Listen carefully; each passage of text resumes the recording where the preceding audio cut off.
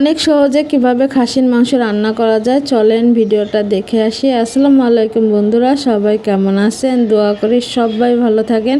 আসলে রোজা থাকার কারণে যদি হচ্ছে যে ভয়েস দিলে ভয়েসটা কথাটা যদি একটু আস্তে শোনা যায়, কেউ কিছু মনে করবেন না। আপনাদের মোবাইলে সাউন্ডটা পুরো বাড়াই দিয়ে তারপর হচ্ছে ভিডিওটা দেখে নেবেন। যাই হোক, এই দেখেন যা বললাম, অনেক সহজে খাসির মাংস রান্না করব। এটা হইতেছে কি সরিষার তেল দিয়ে আর হচ্ছে সব মশলা দিয়ে আমি হচ্ছে সুন্দর করে, তাড়াহুড়াও ছিল, ইফতারির সময় হয়ে যাচ্ছিল, কালকে পরশু দিনের ভিডিও, এটা 2-3 দিন আগের ভিডিও। তারপর হচ্ছে এই জন্য হচ্ছে আমি তাড়াহুড়া করতেছিলাম। মাংসটা হচ্ছে আমি একবারে সরিষার তেল দিয়ে তারপর হচ্ছে যে সব রকম মশলা দিয়ে সুন্দর করে পেঁয়াজ বড় বড় কেটে দিয়ে তারপর হচ্ছে সুন্দর করে অনেকক্ষণ পর্যন্ত মাখায় তারপর হচ্ছে চুলায় বসায় দিয়েছি। এখন হচ্ছে সুন্দর করে ভুনা করে নিলাম। এখন ঝোলের পানিটা দিয়ে দিছি। আর আমি দেখেন অলরেডি কিন্তু কড়াইটা পাল্টাই দিছি। এটা হইতেছে ফ্রাই প্যান, এটার মধ্যে আমি দিয়ে দিছি। এটা হইতেছে ওইটা জাল হইতেছিল না ভালো করে। যাই হোক, এটার মধ্যে দিয়ে দিলাম।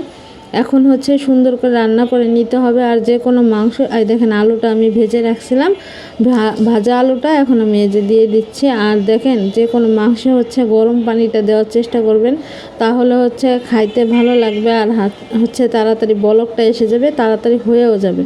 এই দেখেন মাংসে আমি হচ্ছে যে এই কড়াইতে আবার হচ্ছে একটু পেঁয়াজ ভেজে তারপর হচ্ছে এই তরকারিটা আমি ঢেলে দিয়েছিলাম। এটা একটু বাগার দিলাম, তাতে হচ্ছে একটা সুন্দর একটা স্মেল আসবে, সুন্দর লাগবে। আর হচ্ছে কিছু কাঁচামরিচ দিয়ে দিছি।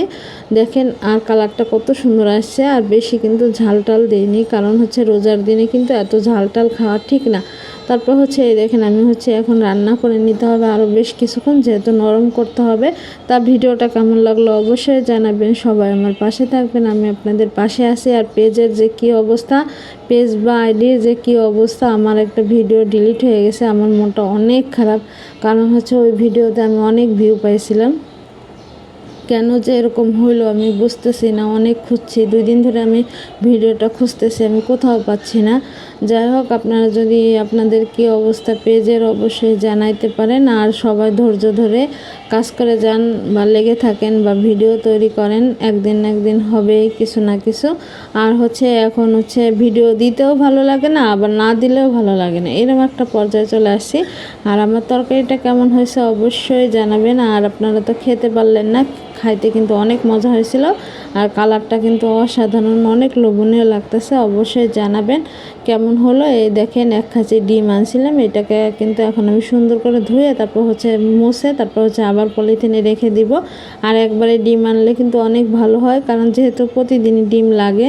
যাই হোক, ভিডিওটা কেমন লাগলো অবশ্যই জানাবেন। সবাই ভালো থাকবেন, সবাই রোজাগুলো ভালোভাবে পালন করেন, সবাই ভালো থাকেন।